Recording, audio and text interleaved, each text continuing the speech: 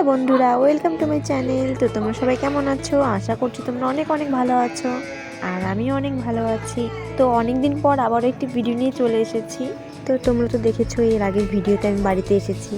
তো বাড়িতে আসার পর থেকে শরীরটা তেমন ভালো নেই, কারণ এখন তো জানোই ওয়েদার চেঞ্জ হচ্ছে, সেজন্য ঘরে ঘরে ঠান্ডা লেগেই রয়েছে সবার, তেমন আমারও ঠান্ডা লেগেছে, সেজন্য ভিডিও দিতে পারছি না। তো সকালবেলা ঘুম থেকে উঠে আমি হাত মুখ ধুয়ে নিয়েছি, তারপরে বোনকে বললাম যে যা গদলুকি নিয়ে আয়। তো এই যে গদলুকে দেখতে পাচ্ছ, এই বেশিরভাগ সময়ই আমাদের বাড়িতে থাকে, আর আমি যখন আসি তখন তো আমি বেশিরভাগ সময় এর সাথেই কাটাই।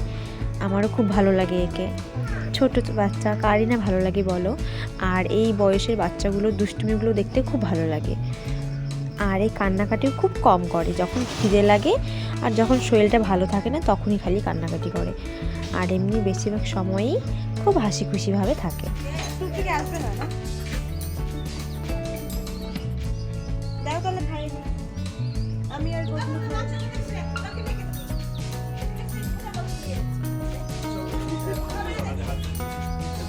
তো এখন বাজে 11টা, আমি স্নান দান করে নিয়েছি, পুজো দিয়ে দিয়েছি। তো এখন বোনের সাথে যাব ব্যাংকে।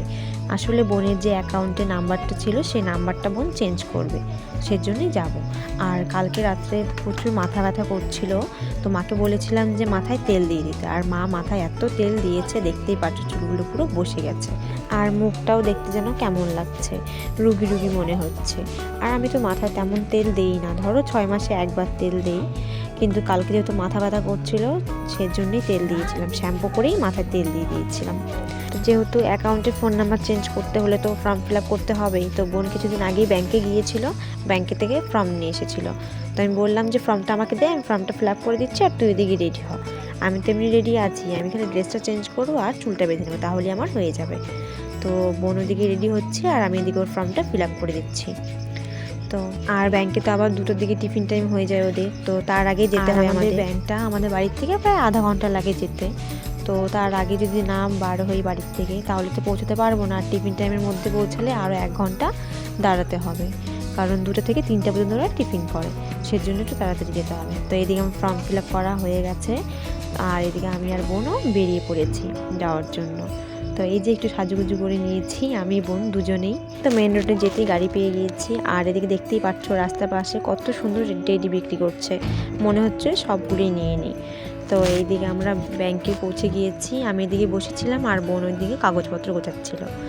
তো বোনের ব্যাংকের কাজ শেষ হবে, তারপরে আবার আমি আর বোন যাব হচ্ছে মার্কেটে, মানে একদিনই 2টো কাজ। বাড়ি থেকে বেরিয়েছি প্রায় 12টা বেজে গেছে, 12টা সাড়ে 12টা বেজে গেছে বেরোতে বেরোতে। তারপর ব্যাংকের কাজ শেষ করলাম, এখন আবার যাচ্ছি মার্কেটে। তো বাড়ির সামনের রাস্তাতে নামবো, ওখান থেকে আবার মার্কেটে গাড়ি ধরবো। তো দেখতেই পাচ্ছ মার্কেটে পৌঁছে গেছি। তো গিয়েই আগে কেনাকাটা শুরু করে দিয়েছি দাদার জন্য, কারণ দাদার জন্যই আজকে মার্কেটে যাওয়া, আমরা তেমন কিছুই কিনবো না। তো ওইদিকে দাদার কেনাকাটা শেষ করে খিদে লেগে গিয়েছিল, সেজন্য এদিকে পাপড়ি চাট খেতে বসে গিয়েছি আমি আর বোন দুজনেই।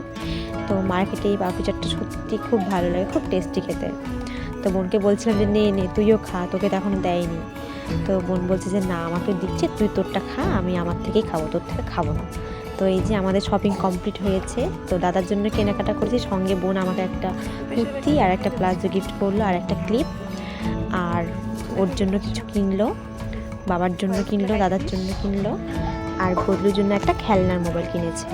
তো গদলু সেই মোবাইলটা পেয়ে খুশিতে নাচ করছে, দেখতেই পাচ্ছ, আর কতগুলো ব্যাগ দেখেছে না, ওই ব্যাগগুলো দেখে প্রচুর খুশি হয়েছে, ভেবেছে ওর জন্য কিছু এনেছি।